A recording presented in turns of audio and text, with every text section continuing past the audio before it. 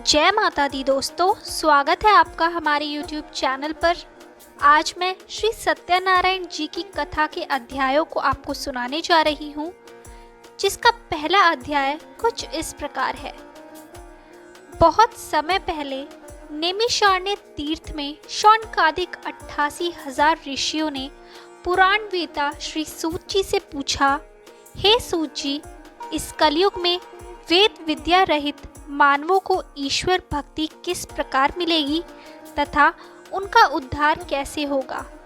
हे मुनि श्रेष्ठ, कोई ऐसा व्रत अथवा तप बताइए जिसके करने से थोड़े ही समय में पुण्य प्राप्त हो तथा मनोवांछित फल भी मिले। ऐसी कथा सुनने की हमारी बहुत इच्छा है। इस प्रश्न पर शास्त्रों के ज्ञाता श्री सूत जी ने कहा, हे वैष्णवों, मैं पूज्य, आप सभी ने मेरे प्राणियों के हित एवं कल्याण की बात पूछी है।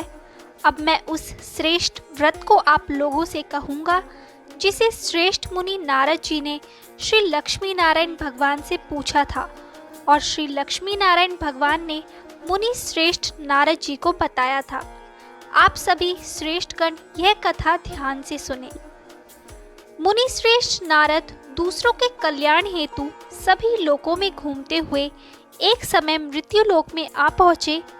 यहाँ बहुत सी योनियों में जन्मे प्राय सभी मनुष्यों को अपने कर्मानुसार अनेक कष्टों से पीड़ित देखकर उन्होंने विचार किया कि किस यत्न के करने से निश्चय ही प्राणियों के कष्टों का निवारण हो सकेगा।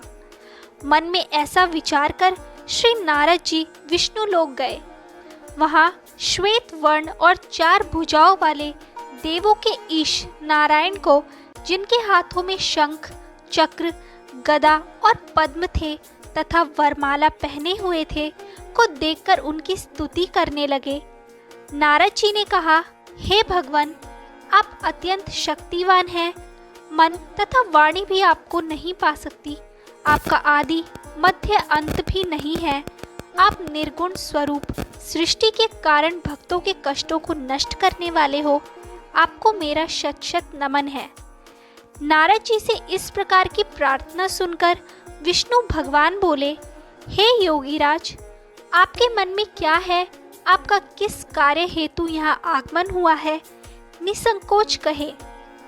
तब मुनि श्रेष्ठ नारद मुनि ने कहा, मृत्यु लोक में सब मनुष्य जो अनेक योनियों में पैदा हुए हैं, अपने अपने कर्मों द्वारा अनेक प्रकार के कष्टों के कारण दुखी हैं। हे स्वामी, यदि आप मुझ पर दया रखते हैं तो बताइए कि उन मनुष्यों के सब कष्ट थोड़े से ही प्रयत्न से किस प्रकार दूर हो सकते हैं। श्री विष्णु भगवान ने कहा, हे नारद, मनुष्यों की भलाई के लिए तुमने यह बहुत उत्तम प्रश्न किया है। जिस व्रत के करने से मनुष्य मोह से छूट जाता है, वह व्रत मैं तुमसे कहता हूँ, सुनो। अति पुण्य दान करने वाला स्वर्ग तथा मृत्युलोक दोनों में दुर्लभ एक अति उत्तम व्रत है जो आज मैं तुमसे कहता हूँ। श्री सत्यनारायण भगवान का यह व्रत विधि विधान पूर्वक संपन्न करने पर मनुष्य इस धरती पर सभी प्रकार के सुख भोगकर मरणोपरांत मोक्ष को प्राप्त होता है। श्री विष्णु भगवान के ऐसे वचन सुनकर नारद मुनि बोले, हे भगवान, उस व्रत का विधान क्या है? फल क्या है? इससे पूर्व किसने यह व्रत किया है और किस दिन यह व्रत करना चाहिए? कृपया मुझे विस्तार से समझाइए। श्री विष्णु भगवान ने कहा, हे नारद, दुख, शोक एवं सभी प्रकार की व्याधियों को दूर करने वाला यह व्रत सब स्थानों पर विजय दिलाने वाला है। श्रद्धा और भक्ति के साथ किसी भी दिन मनुष्य संध्या के समय श्री सत्यनारायण भगवान की ब्राह्मणों और बंधुओं के साथ पूजा करे। भक्ति भाव से नैवेद्य, केले का फल, नैवेद्य, घी, शहद, शक्कर अथवा गुड़, दूध और गेहूं का आटा, सवाया लेवे, इन सभी को भक्ति भाव से भगवान श्री सत्यनारायण को अर्पण करे। बंधु बांधवों सहित ब्राह्मणों को भोजन करावे इसके पश्चात ही स्वयं भोजन करें। रात्रि में श्री सत्यनारायण भगवान के गीत आदि का आयोजन कर श्री सत्यनारायण भगवान का स्मरण करते हुए समय व्यतीत करें। इस तरह जो मनुष्य व्रत करेंगे उनकी मनोकामनाएं अवश्य ही पूर्ण होगी। विशेष रूप से कलयुग में मृत्युलोक में यही एक ऐसा उपाय है जिससे अल्प समय और कम धन में महान पुण्य की प्राप्ति हो सकती है।